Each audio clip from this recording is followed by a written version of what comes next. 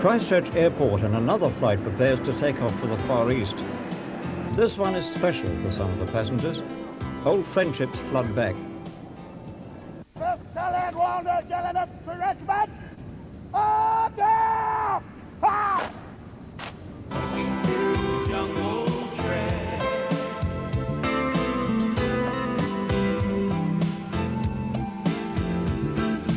Children say I won't be back. Mike Sheehan remembers it well. And to me, it's, well, I can't put it into words. It's something I have to do. But I was a regimental cook in the battalion, which we had a lot to do with the guys, and we know a lot of the guys that are going back on this trip now, and it's quite fantastic. The nice people there, and the nostalgia is there that much. You know, I can't stop going. Changi International Airport. The men responsible for this tour party, Billy Broughton and Duke Ferraghi. This is what holidays are all about. This will go on the news. Dieppe Barracks to thousands of Kiwi soldiers.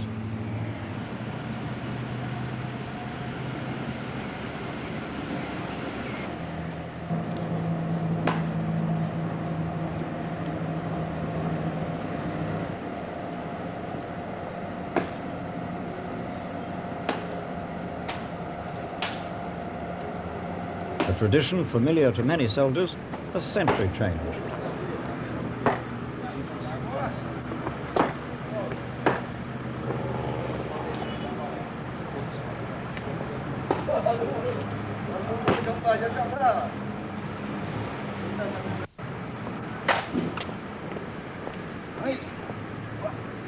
There's no Whilst way you commander can of the last simulate the battalion sort of in conditions you Singapore, get in Malaysia, in Lieutenant New Zealand. Colonel Phil Maguire. We found through the Vietnam period that one of the biggest advantages we had in the infantry was that although we did our basic training in the west coast of the South Island, for example, and other parts of New Zealand, the big advantage New Zealanders had is that we completed our training in Malaysia, in the Malaysian jungles, in the Southeast Asian environment, before we deployed to Vietnam. For the veterans, a nostalgic tour of Dieppe lines, known only too well by all who served here, including their families.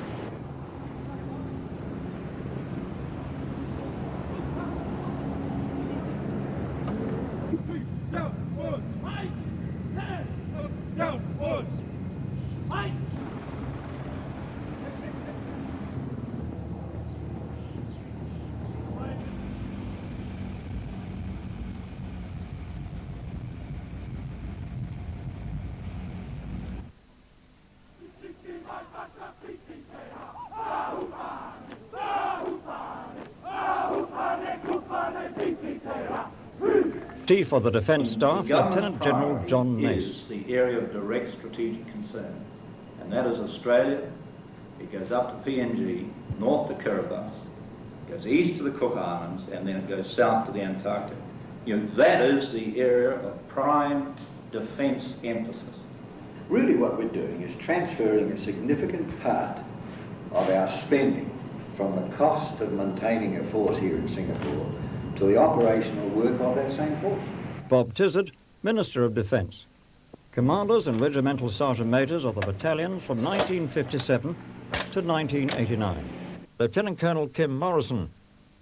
Regimental Sergeant Major Bunny Forsyth. Lieutenant Colonel Aitken, 2 New Zealand Regiment. RSM R. Allen. Old scenes from Malaysia, 1959. Lieutenant Colonel Pearce, 1 New Zealand Regiment, Regimental Sergeant Major Doc Schwass. Lieutenant Colonel Gurr, Regimental Sergeant Major Bill Peerless. Lieutenant Colonel Brian Punanga, RSM B. Morgan. Lieutenant Colonel Brooks, Regimental Sergeant Major Graham Brighouse.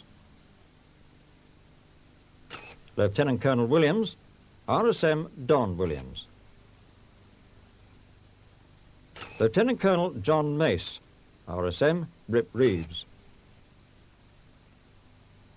Vietnam campaign Nui Dat in the 70s.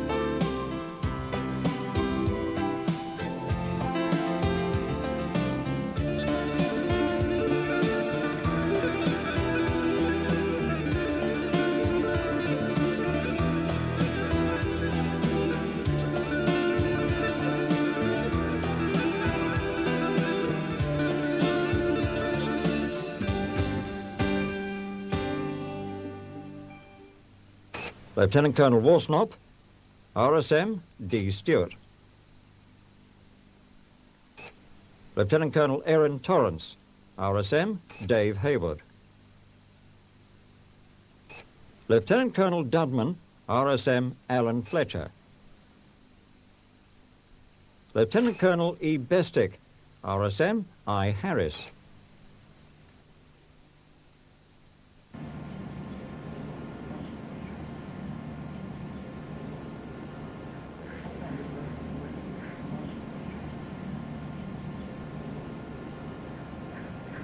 The Vietnam War is over, a new campaign takes place.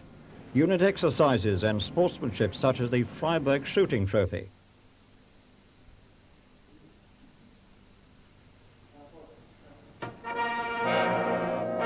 The New Zealand Army Band helps promote New Zealand.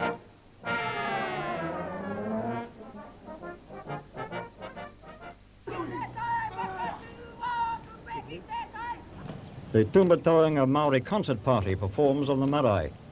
They also help promote New Zealand overseas. Lieutenant Colonel Mike Farland, RSM Danny King.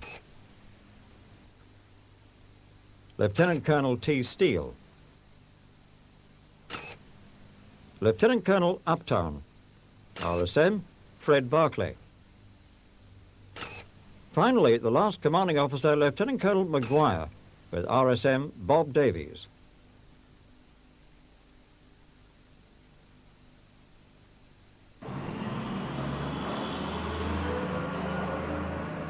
Commander, New Zealand Force Southeast Asia, Air Commodore Stu Boyce. We feel that the bulk of our forces have to be at home if we're going to meet our commitments in the South West Pacific.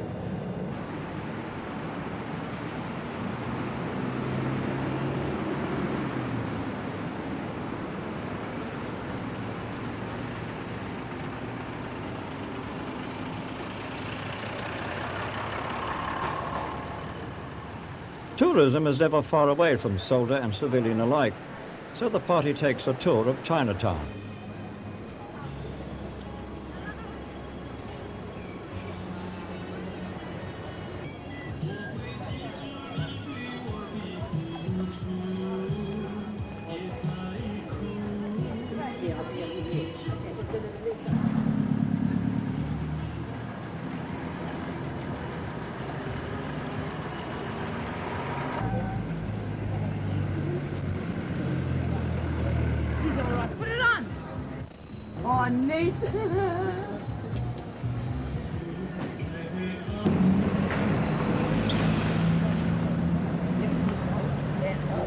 Well, there are bargains and there are bargains, but it's up to these ladies to do their own.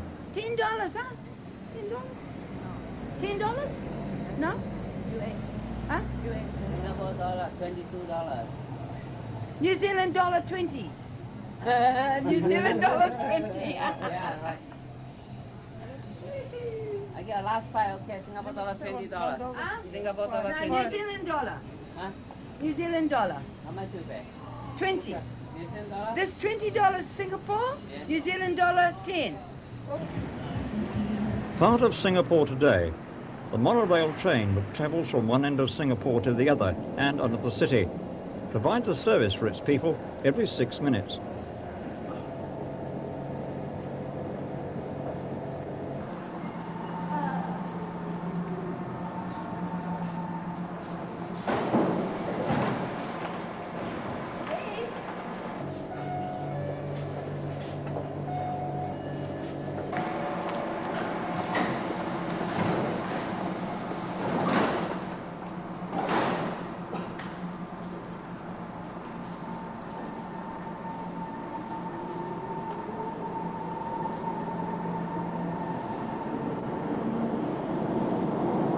Baz Nissen, one of the tour organisers, explains the reasons for the tour. Basically, the group got together as a tour group so that we could come back to the places where members of the group have stayed before and to say farewell to friends that never went home with us. We've spent a considerable amount of time in the last 18 months in particular developing a close rapport with the people who are operating in the area where the grave sites for New Zealanders are.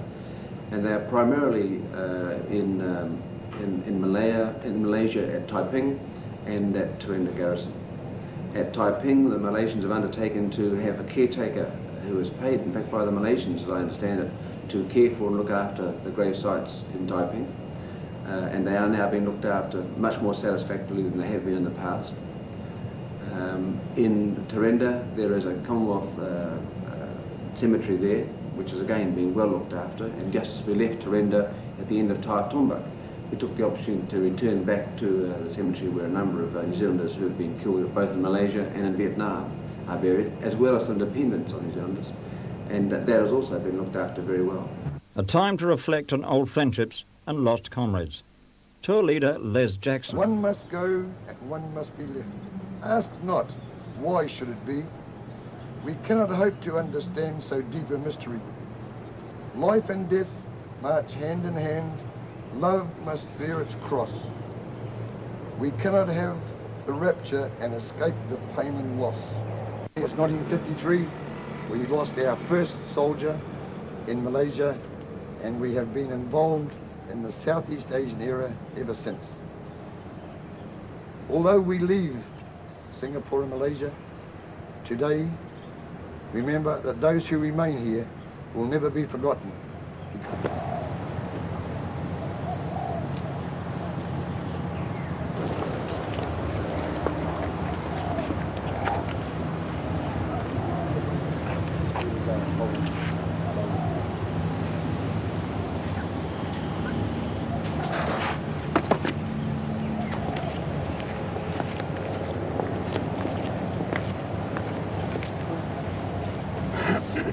Another part of military life, the military police, loved by all servicemen.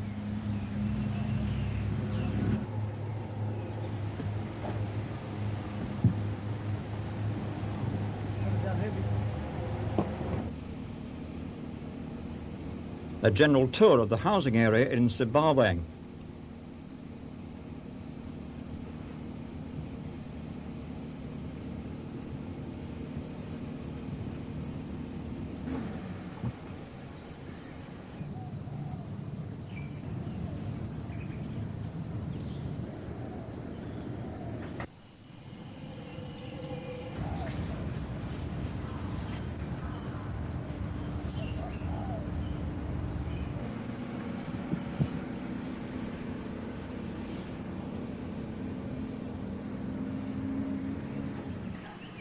Lagos Circle, the Mayflower Inn.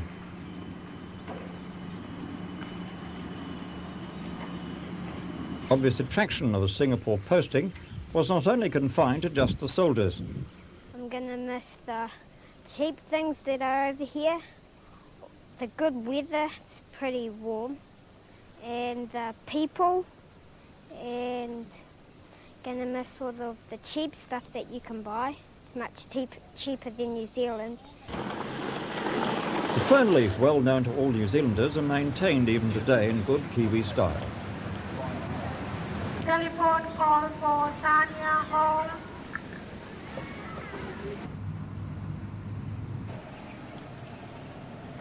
The Williams family arriving home from their final shopping.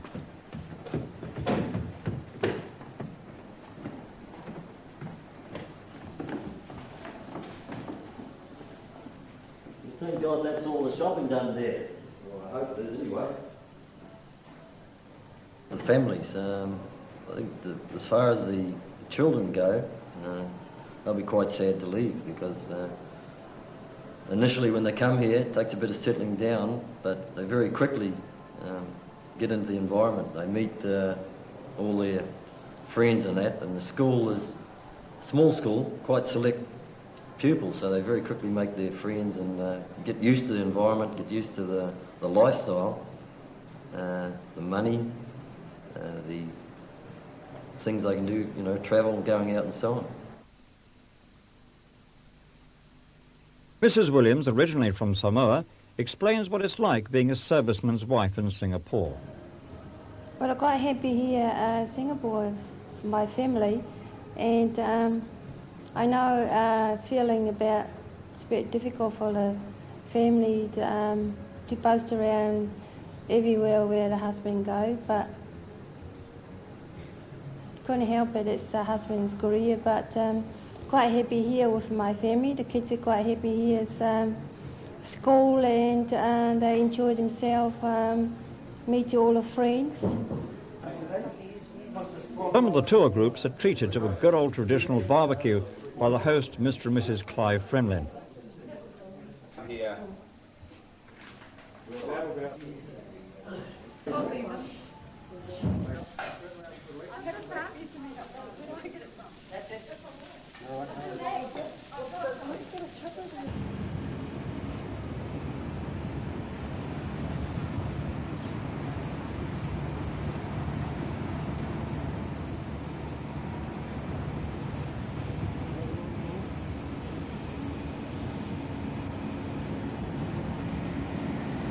The Strip, well known to many servicemen and their families during the more popular times. The old haunts, the favourite bars, the most popular of the 80s, was the ship's cabin. Richard the barman explains. It's my family business. We've been running a bar since the Vietnam War, back in the early 60s.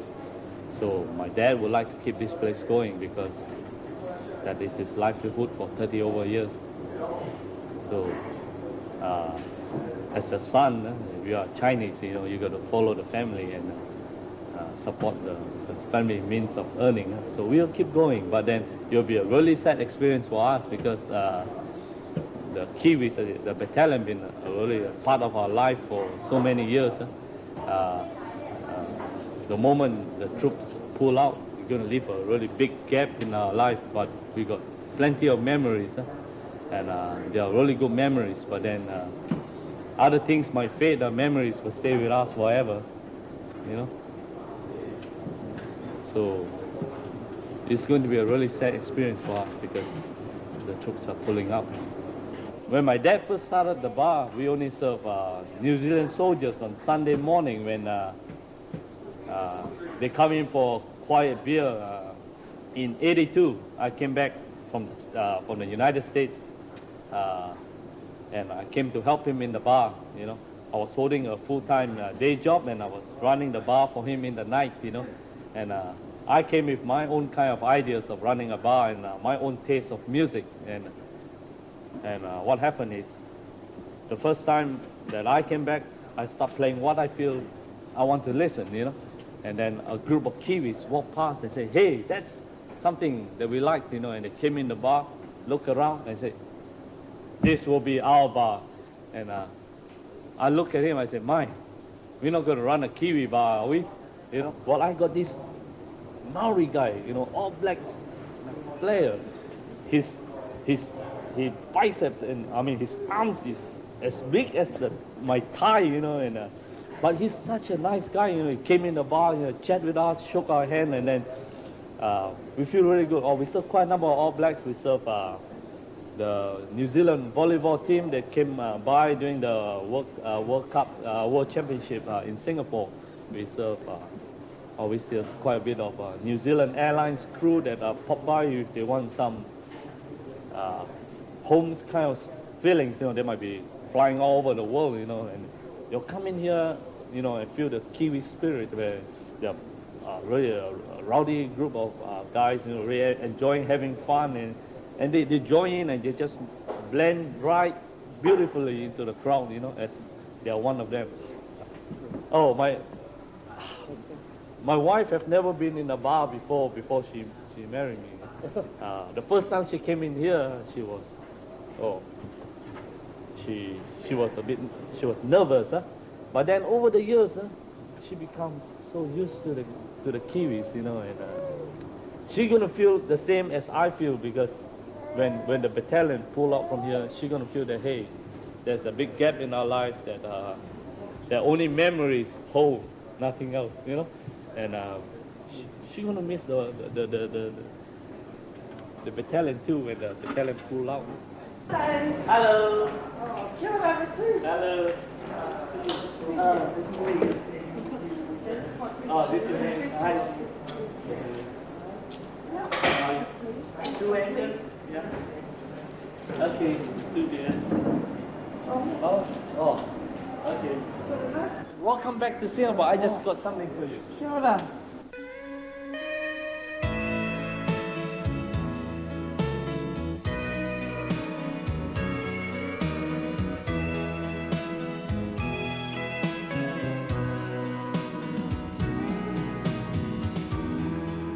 In the year 1955, the Commonwealth military forces were based in Malaysia in the peacekeeping movement, comprised of Malaysia, Singapore, Nepal, Great Britain, Australia and New Zealand. A community house was built by New Zealanders. This building became known as Tumatoenga Meeting House, named after our Maori god of war. Tumatoenga, a special place, giving strength, comfort and shelter.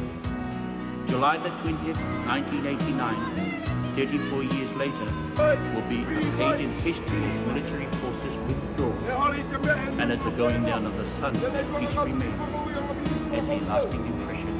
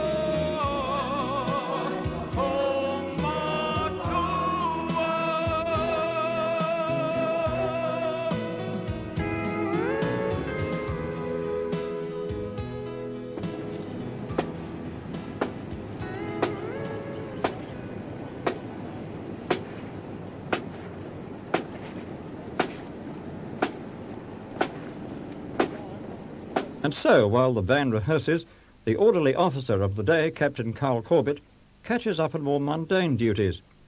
In the meantime, a boot boy, name still used today since the colonial days, goes about his daily chores.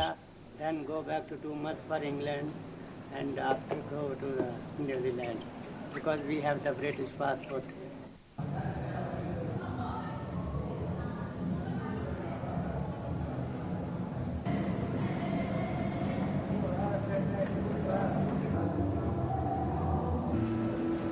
The Tasman Club, where junior ranks can relax after a hard day's work. Some serious drinking takes place. A soldier is promoted with the traditional yard glass. His friends in the Corporal's Club help him on his way.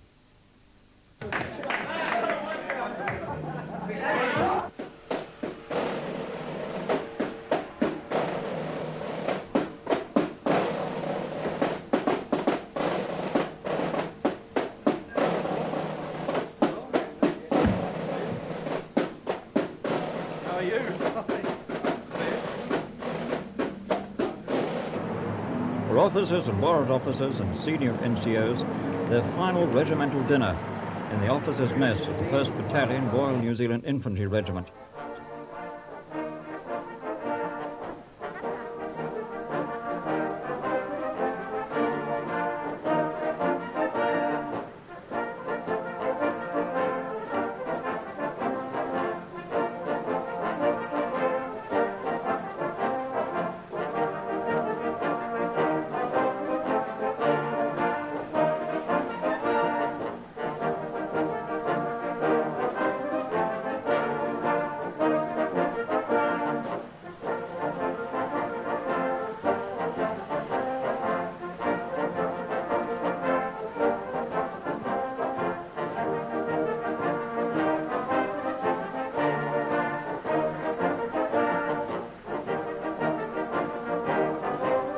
The official guest, the Chief of Defence Staff, Lieutenant General John Mace, and the PMC, Gordon Gullery. After the dinner, there'll be some tired lads as more official functions will take place.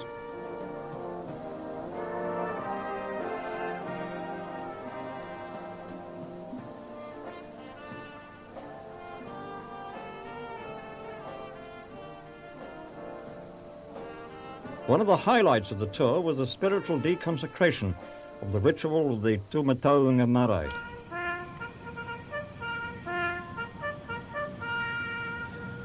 The commander of 1 New Zealand Regiment, Colonel Pierce, authorised the building of a marae in Terendak Camp, Malaysia, in 1962, and consecrated by Padre Whakahuihui Virko.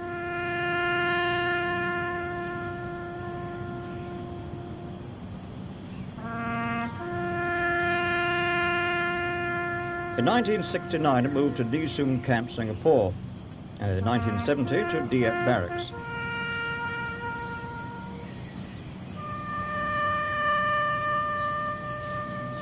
It stands on Asian soil for the last time. The Bishop of Aotearoa, Whakahuihui Virko, and Padre Short conducts the service. Many dignitaries attended, including the Minister of Maori Affairs, Koro Weteri.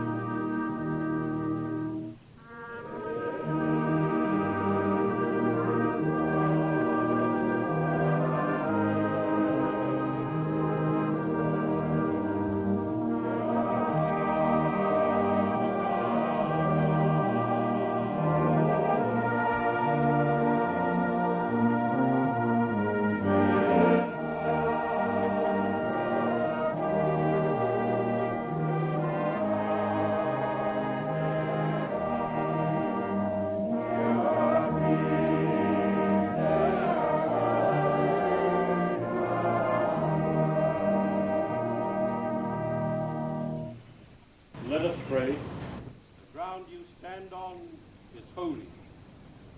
Take off your shoes. Believe in your Moses and go. The Kaumatua of the marae, Captain George Scudder, invites dignitaries to speak. Koro Weteri pays tribute to the past and serving members of the battalion under the umbrella of the God of War, Tumataunga, and wishes the members and families a safe journey home to Linton Camp.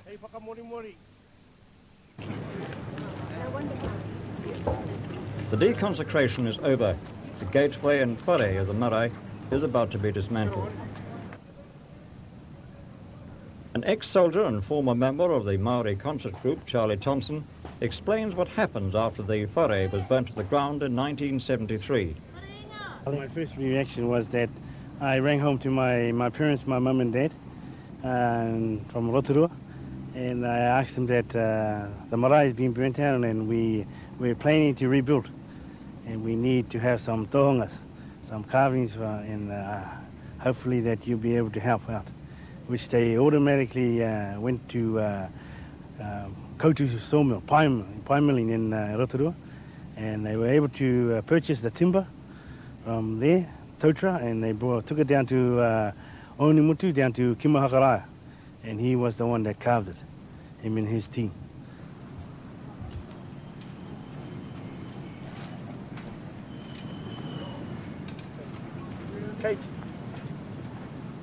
The umu, the first portion of the whare being taken down. The Kaumatua, George Scudder, closely watches over the operation. Starting to come, somebody around the back. The one. There you go. I see slowly. Somebody give him a hand.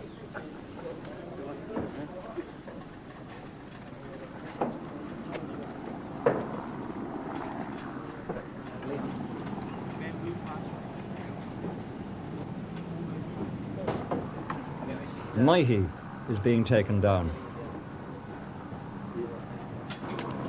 For these soldiers of the Tumataunga Maori concert group, an honour and a memory to cherish for all time.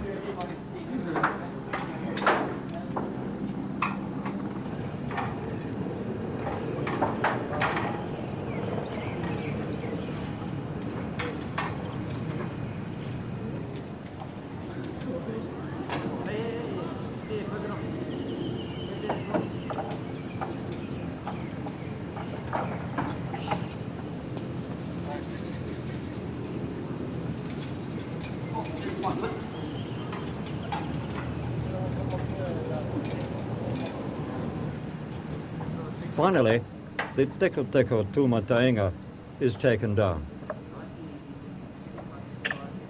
1RNZIR te tupuna whare Tumatainga, hoki tuatu, hoki tumai. Stand tall in your journey, stand tall on your return to Aotearoa. Just before they moved out of East England and came up to Dieppe. Tumatainga played host to many performing groups. The Māori Quintiki show band. Their photo hangs on a special place in the Battalion Museum. They performed the Nui Dot in Vietnam to American and Anzac soldiers.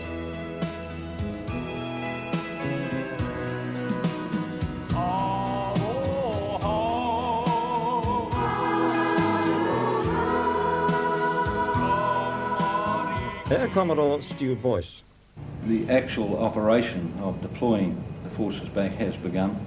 It began 2 weeks ago when we moved the first of the 3 helicopters back to New Zealand. So the aircraft which were here before have gone.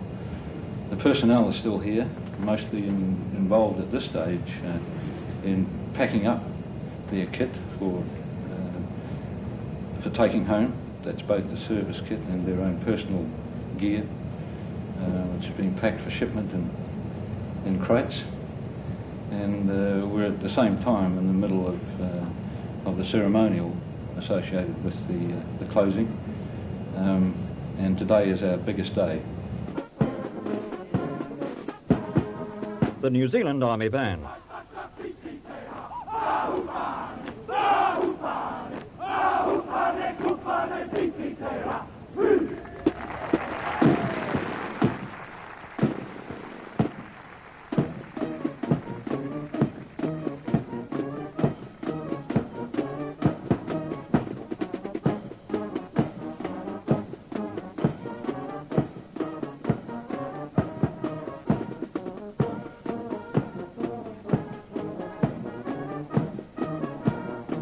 Markers of the Tri-Service Guard marched on by New Zealand Force Regimental Sergeant Major Warrant Officer Class 1 Mr. Walker. It has flown Buffaloes, Dakotas, Bristol Freighters, Venoms and Canberras in this region. Until a few weeks ago, 141 Flight operated 3 Iroquois helicopters supporting military activities and exercises in Malaysia. The Guard marches on. The senior service leads the parade, followed by the Army and Air Force.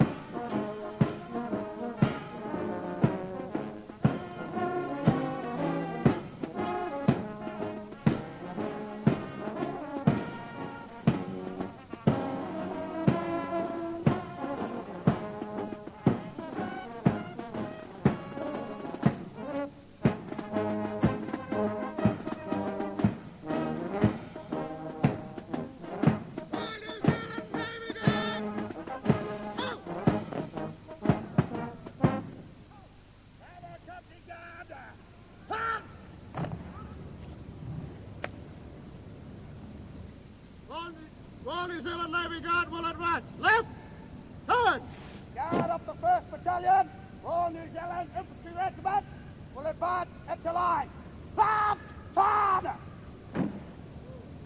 Let's go to the court, pull it forward. Left! Out!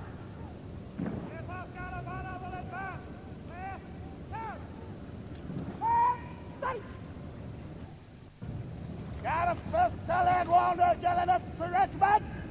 Order! Fast! Let's go to the court, pull it down.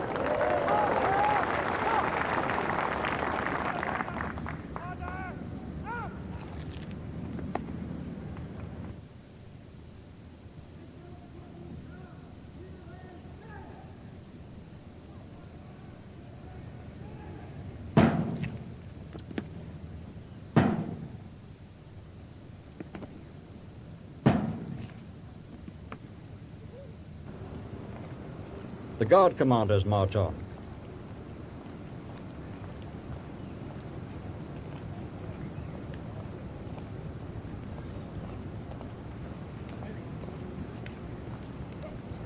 They await the arrival of the dignitaries and reviewing officer.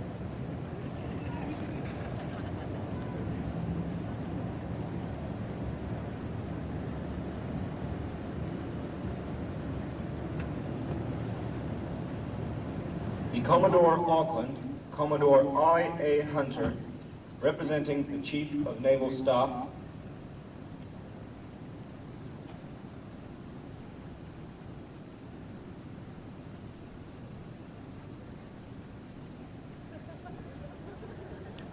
the Chief of General Staff, Major General B. Meldrum, OBE, and the Chief of Air Staff, Air Vice Marshal P.R. Adamson, OBE, are now arriving. Please remain seated for the salute.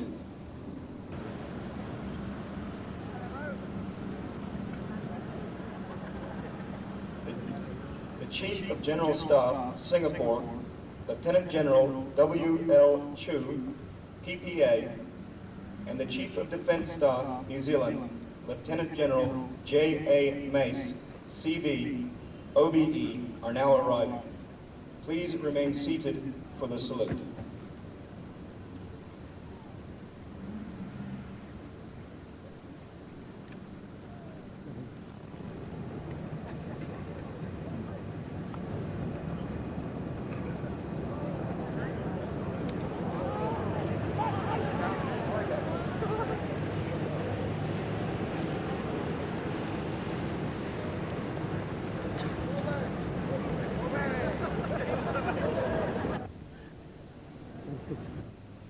The Minister of Defence, Bob Tizard, is invited to inspect the Guard of Honour.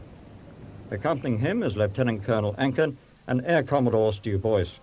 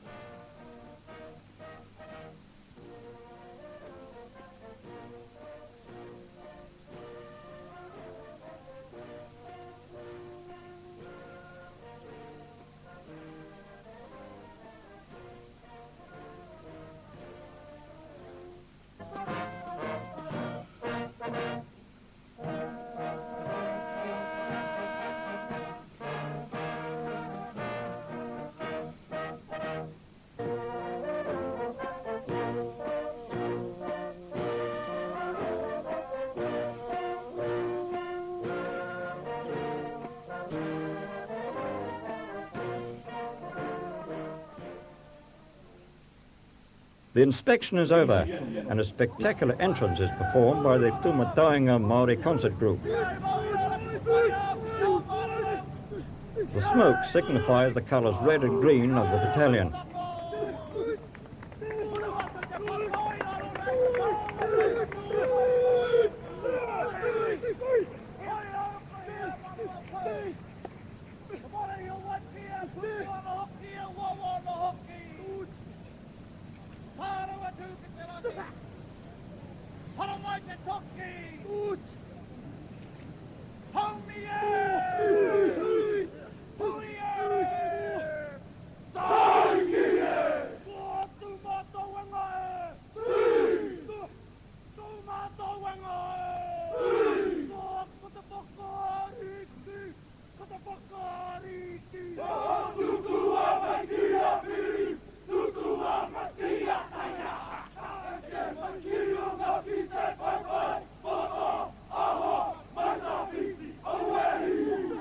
I think there are advantages in having the 1st Battalion of the Royal New Zealand Infantry Regiment in New Zealand. The government's white paper does state that its priority is a backup to the Ready Reaction Force, which is the 1st Battalion based in Burma. I think there's a lot of very useful training that can be done within the New Zealand context for that battalion. Training with our own armoured corps, our artillery, our engineers. So I don't see a loss of efficiency, a loss of standards. The 1st Battalion of the Royal New Zealand Infantry Regiment marches on to the parade ground.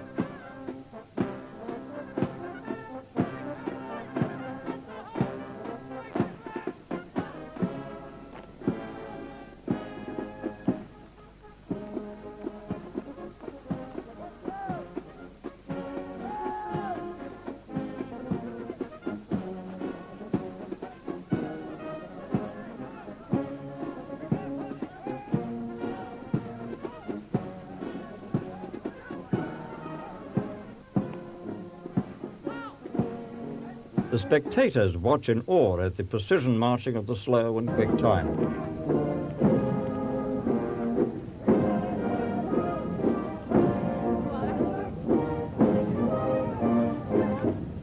The slow march, led by the commanding officer, is followed by the second-in-command Major Dick Cairns and the adjutant Captain Hayward.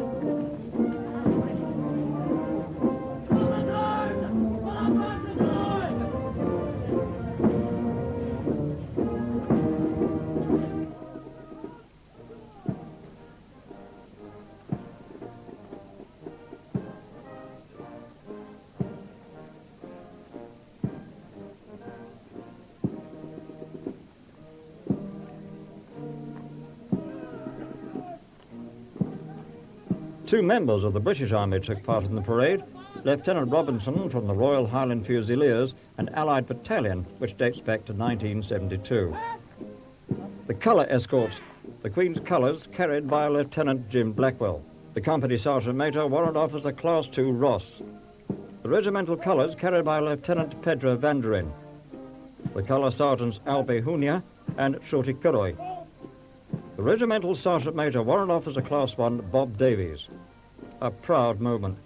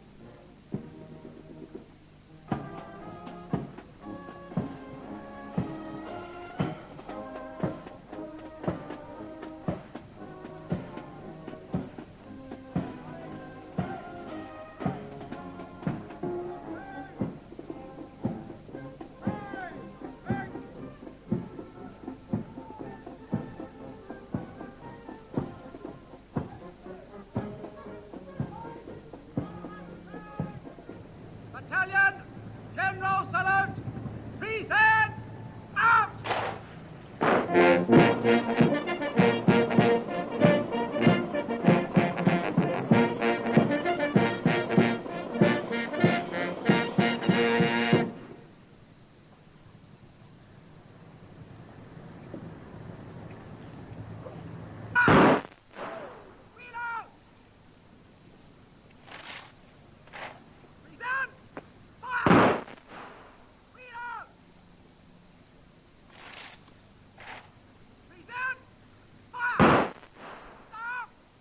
The flag is lowered for the last time in Southeast Asia.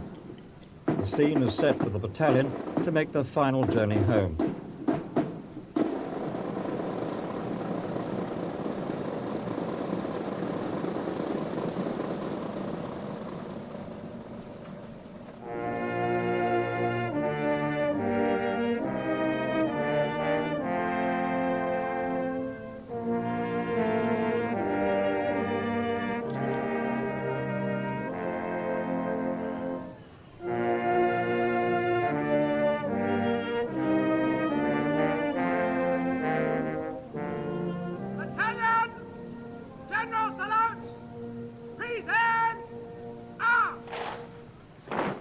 You are requested to stand and turn to face the New Zealand ensign, with officers saluting as a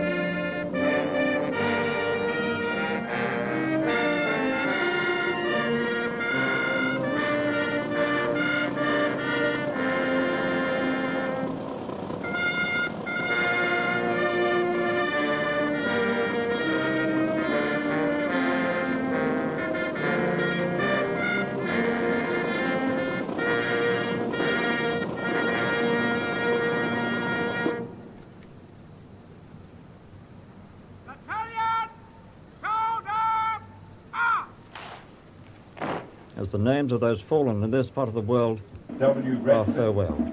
Vietnam. Private T.M. Hollows, Vietnam. Private M.J. Turnbull, Vietnam. Private R.A. Hawthorne, Vietnam. Sapper R.H. Brown, Vietnam. Private P. Rahihi, Vietnam. Sergeant J.T. Barrett, Vietnam. Private T.W. Piner, Vietnam. Private D.M. Wright, Vietnam. Lieutenant S.J. Kidd, Vietnam. The tour is now over, and for many, it's been a journey of memories. Hank Emery. The battalion was never going to be there again. It was a one-off thing. But it gave me the opportunity to get back into Malaya and up into Tarinda and back into the war cemetery there, because I have a couple of mates who are buried there. They were killed in action. And I would have felt cheated if I hadn't have got in to see their graves again and pay my last respects. George Preston. One special moment that did occur that I think everybody, in fact, might have had a tear in their eye at that stage, was when the flag came down. And there was, the sky was almost dark and there was a bit of patch of colour behind the flag. The flag came down. It was a beautiful moment. And for those who couldn't make it, they too have their memories. Dickie Rowe Stevens. I couldn't go. However, I knew that there were some of us who were going, who could take my tangi, my mata, and the tears across. I was very sad because a lot of my comrades are over there, in the cemeteries in Singapore, in Malaya. Finally, the battalion is home as they march through the streets of Wellington. They're welcomed by the 1st Battalion Commander, 1 New Zealand Regiment, Colonel Kim Morrison and his old regimental sergeant major, Bunny Forsyth.